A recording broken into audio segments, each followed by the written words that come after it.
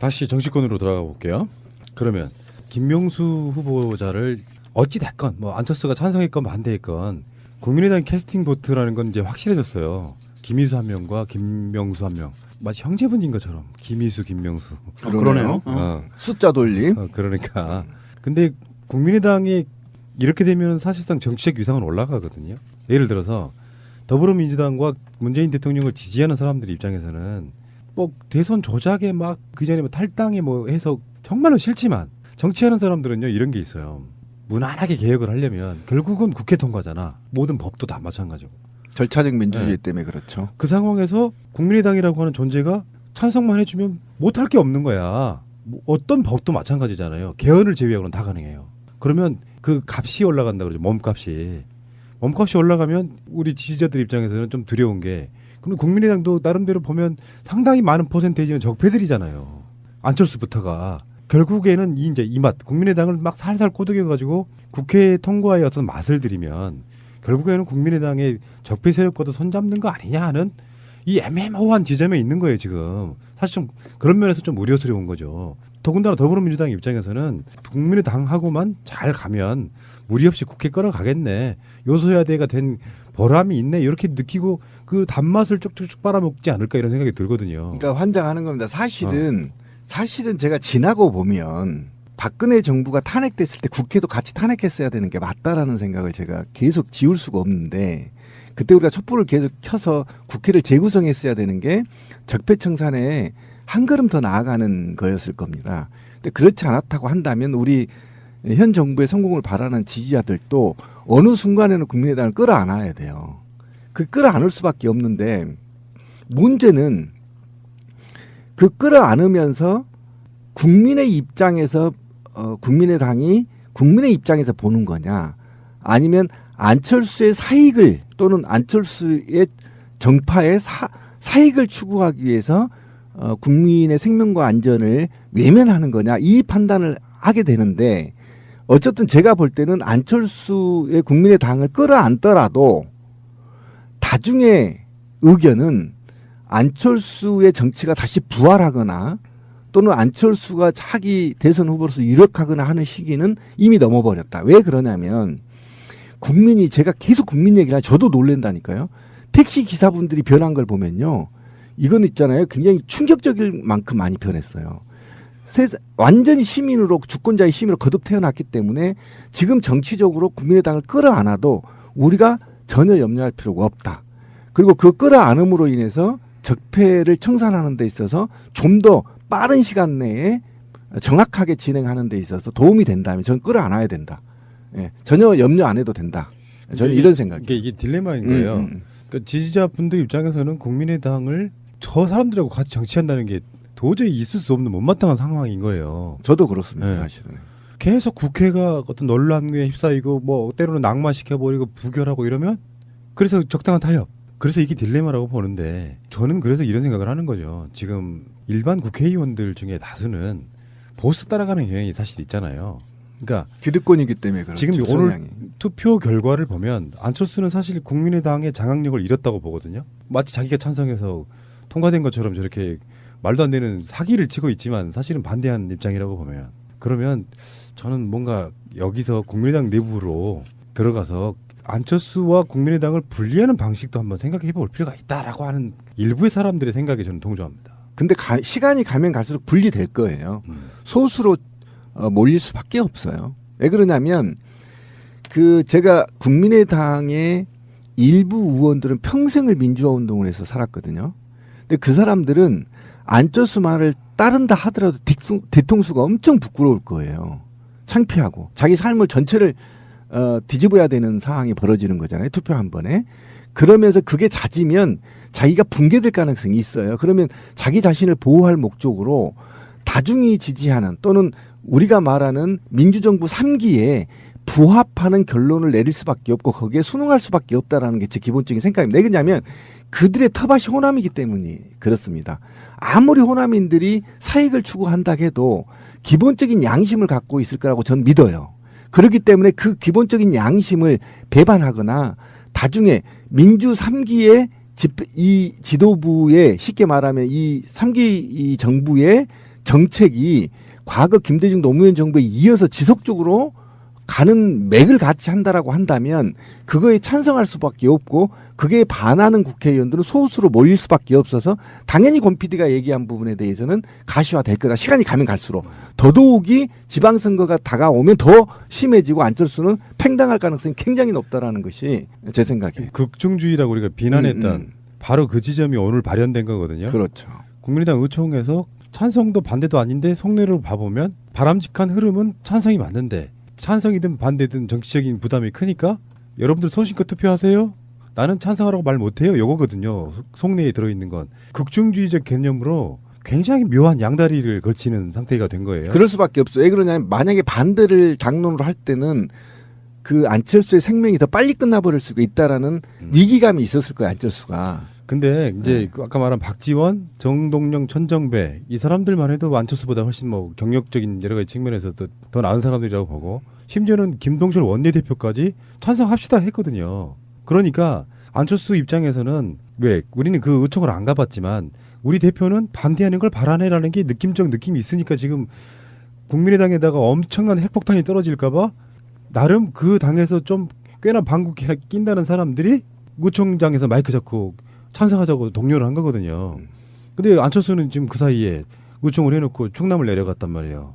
결과가 되게 궁금했겠지. 근데 대충 표 계산해보면 아까 제가 말씀드린 것처럼 적으면 5표, 많으면 10표 정도밖에 자기의 동조하지 않았어요.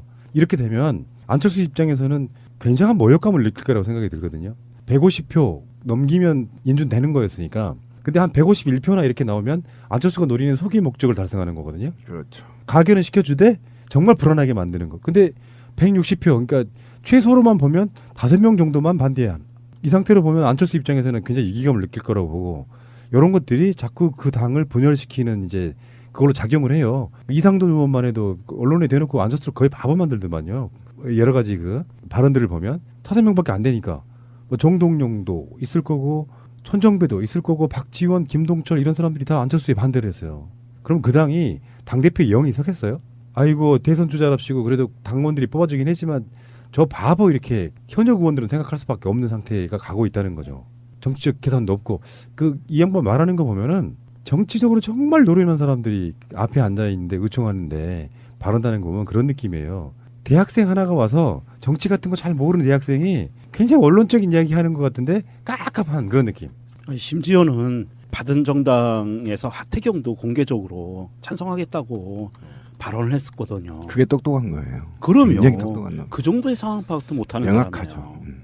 이럴 때 만약에 던졌으면 찬성표 던져라. 그랬으면 그렇죠.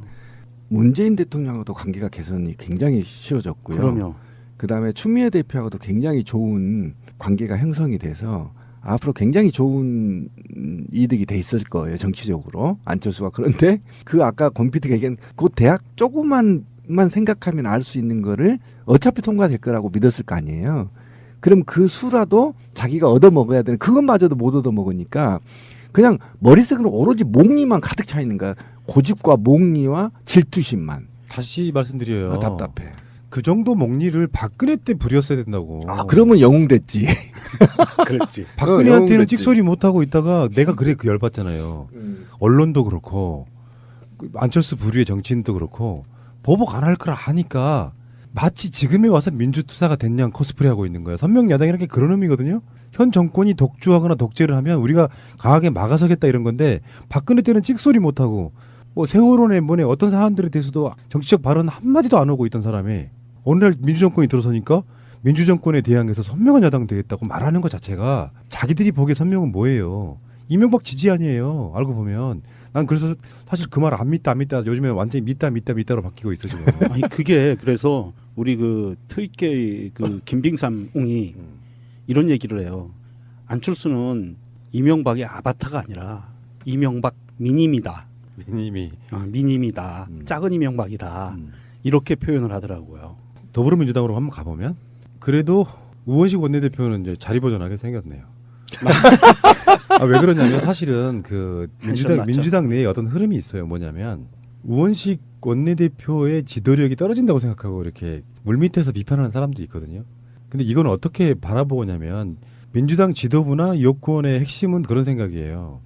여러 사안들로 원내대표 물러나 당대표 물러나 하면 또 초반 개혁 드라이브에 또 혼선이 생기는 거예요. 그러니까 맞아요. 우원식 원내대표 최근에 어떤 논란도 있긴 합니다만 그리고 김희수 헌재 소장 그 부분은 제가 봤을 때 전략적 미스는 분명히 있었어요. 예.